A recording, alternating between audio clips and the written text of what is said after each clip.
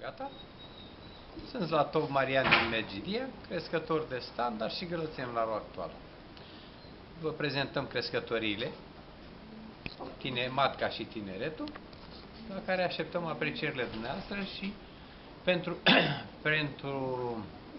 a mă contacta, vă rog să sunați la numărul telefon care îl vom afișa ulterior, neavând calculator. Acum intrăm la matcă.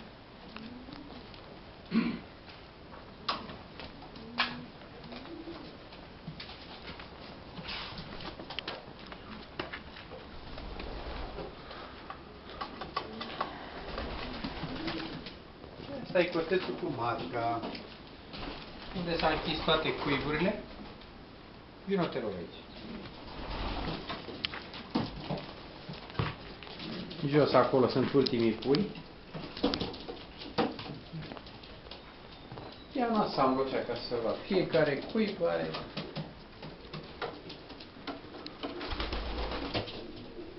Și ia în ansamblu și vom face poze pe care le afișăm. Pentru doritori.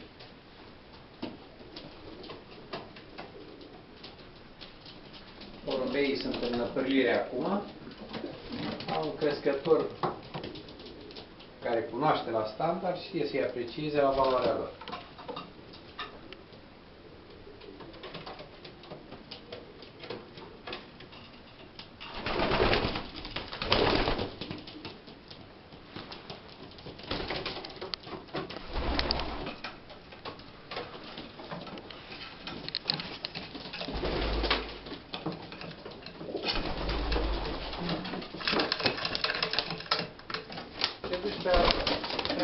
Stai mai încoace.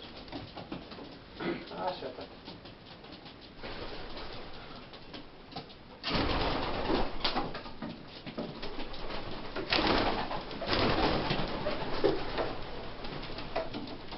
În tot cotețul ăsta, maxim 10 perechi. Cu voliera. Astea sunt ultimii pui care mai hrăniți, atâta nu se poate. La mine se dă la global puii jos, toată lumea crește, deci nu se pune problema că e al lui, nu e al lui. Iată și făsi de fel.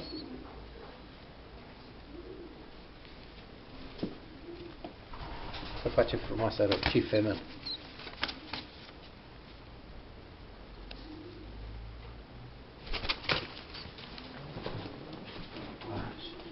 Așa, mai ia ansamblu odată aici, te rog. Uite, au ieșit afară, sigur. La cererea telespectatorilor. Aici avem seruri minerale, cu toate mineralele, tot ce trebuie. Ia mai de sus, fiind.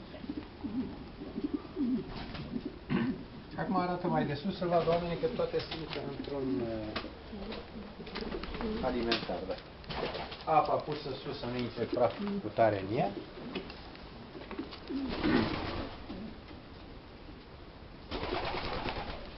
Tava de baie întotdeauna e pe perete acolo. Se face baie. Acum pot să prind și porumbei așa în ansamblu și cum o facem poze la fiecare să-i vadă lucrul.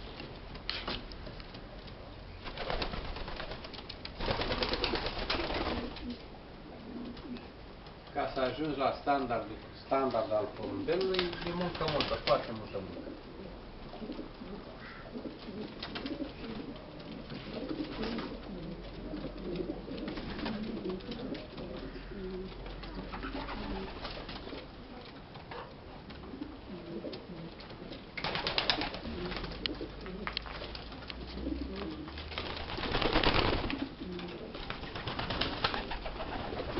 Meargă poze făcute acolo pe șipșira la fix. Le place tare șipșira. Hai să mergem sus acum, ușor, ai grijă. Acum, când ieșim, să vă arăt și mâncarea care o mănâncă porumbeii mei.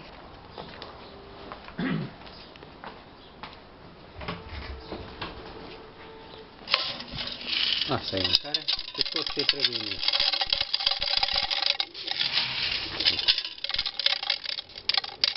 puțin și are tot ce le trebuie. Tot. Hai să mergem sus acum.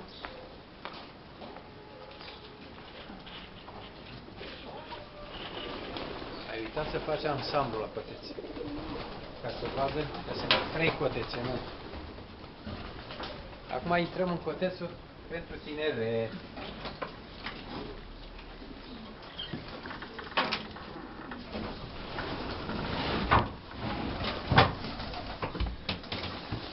Așa, mergem la tineret prima dată.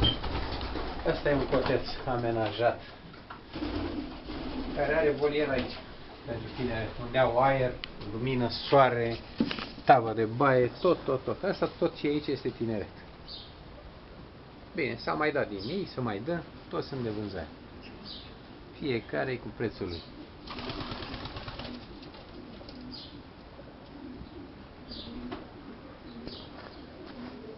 Nu intrați?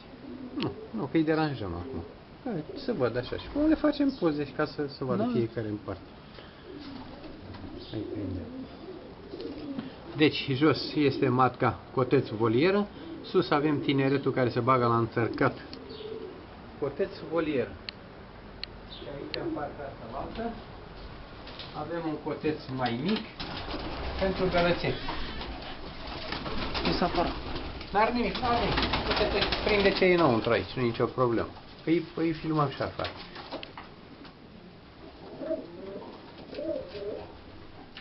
Asta e o iubire nevinovată.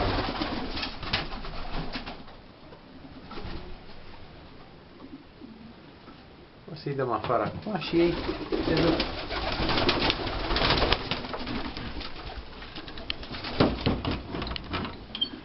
Au parapet unde pot să stea la soare și la... Uite parapetul. Acolo este frumos. Poți să iei pe casă, așa se văd, da? Da. La gălățeni sunt la început, am multe de învățat, că în fiecare rasă trebuie să treacă un timp ca să poți să realizezi ce e de realizat. Așa. Acum hai să coborâm, te rog, să iei la crescătorie, așa, ca să vadă de jos, știi?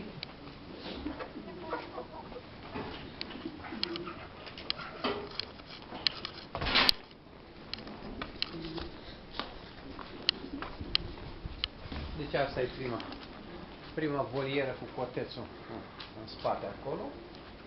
Urmează crescătoria de sus. Fiecare coteț e cu volieră separat. Nimic nu are comun la coadă. Și aici e paznicul.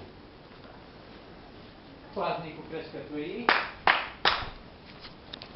Domn director care păzește crescătorii.